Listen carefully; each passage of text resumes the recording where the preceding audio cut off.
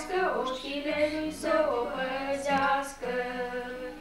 Multă binecuvântare cerem de la Cel ce poate să dea. Numele voastre în cartea vieții fie scrise unul lângă altul. Să fiți în duh proaspeți cum Eroa, să fiți ca roa din Hermon. Să fiți în duh mereu cum Eroa, binecuvântată din Sion. Ca o roa în vara secetoasă, pentru cei din jur voi să fiți. Să fiți în duh mereu cum Eroa, binecuvântată din Sion.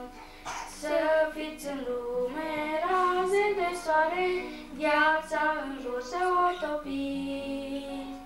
Să fiți în lume raze de soare, răspândind în jur raze de sfinți.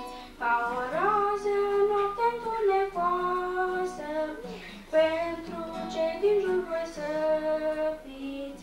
Să fiți în lume raze de soare, răspândind în jur raze de sfinți. Să fiți ca stelele minunate, stele îndrăznețe și între noi. Să fiți ca stelele minunate, ca un cer de binecuvântări.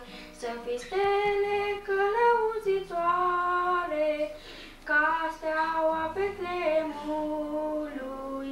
La Iisus pe mulți voi să-i conduceți ca o stea Betleemului.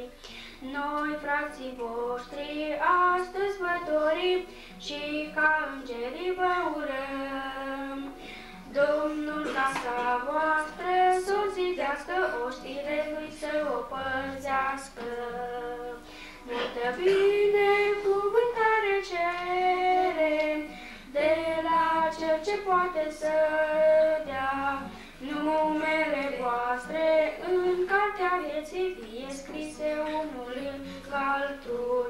Amin.